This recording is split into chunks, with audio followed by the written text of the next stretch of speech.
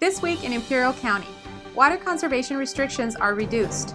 Another longtime energy IID manager steps down, and the beef processing plant nears completion. I'm Stella Jimenez. I'm Alex Inez, and this is your Desert Review Weekly Webcast.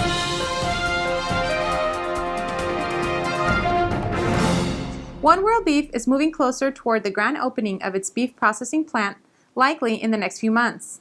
To assist with the launch of the facility, Imperial County loaned $2.5 million to One World Beef. And now, the County Board of Supervisors got an update on how the investment was shaping up when owner Eric Brandt spoke on the developments.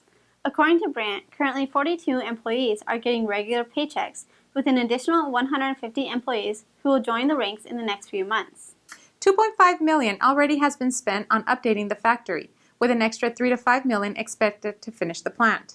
Local contractors have been busy with various projects at the facility, including rewiring the whole plant with uncountable feet of wiring.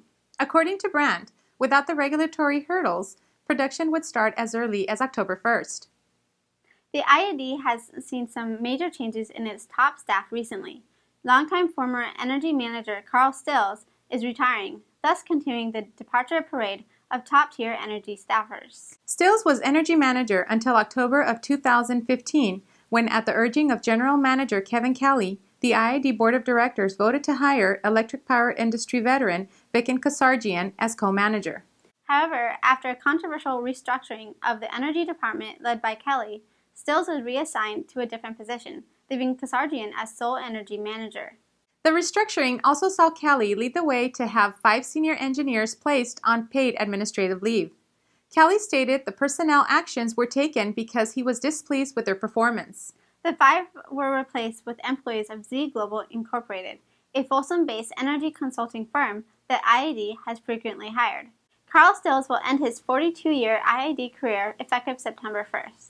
The nonprofit Breast Cancer and Women's Wellness Organization Between Women of Imperial Valley hosted its 3rd wine and paint party at the Hidalgo Hall Friday evening to raise funds, create awareness, and to celebrate good times. Over 40 women and men drew and painted their own art while chatting and sipping wine. Sarah Cruz, a participant, said, "We thought it would be a fun thing to do, and it's something you don't see much of in the Valley. People like to come in and have a good time." Imperial Valley residents are once again watering their lawns at their own discretion.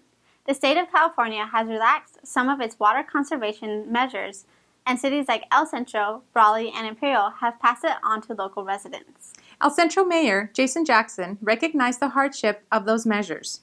"I know this has been an extremely difficult time for our residents. In many cases, these water restrictions have affected both quality of life and residential property values. However, I am proud of our residents and city for doing our part to adhere to the governor's mandate." However, there are still state regulations in place. Imperial must continue to meet the mandated conservation quota dictated by the state of California. Water conservation enforcement is still active in the Imperial community according to the city manager. If state-mandated water reduction levels are not met, Imperial will reinstate a water schedule pending state review. On the other hand, Brawley caught a break as the executive order to reduce 25% of water use came just as the national beef plant was shutting down. The processing plant happened to register between 25 to 30% of Brawley's water use, so Brawley, without any citizen restrictions, easily met the new state levels. The governor's executive order is still in effect.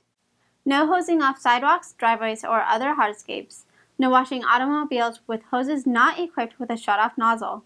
No using non-recirculated water in a fountain or other decorative water feature. No watering lawns in a manner that causes runoff or within 48 hours after measurable precipitation. No irrigating ornamental turf on public street medians. In sports, the Southwest Eagles hosted the West Hills Wolfpack on Friday night's season opener. The non-conference game ended in exciting fashion as Southwest pulled ahead in points during the last seconds of the game. Southwest met West Hills touchdown for touchdown, keeping the score tied for most of the game. Critical plays made by quarterback Cameron Youngers kept the Eagles in the game, but it was field goal kicker Jorge Carvajal who completed his kick with 10 seconds left in the game, giving Southwest a score of 24-21 and their first win. For additional information on these stories and more, check out our free website at thedesertreview.com Remember to like us on Facebook and pick up our weekly paper at a location near you. I'm Stella Jimenez. I'm Alex Inez, and this is your Desert Review Weekly Webcast.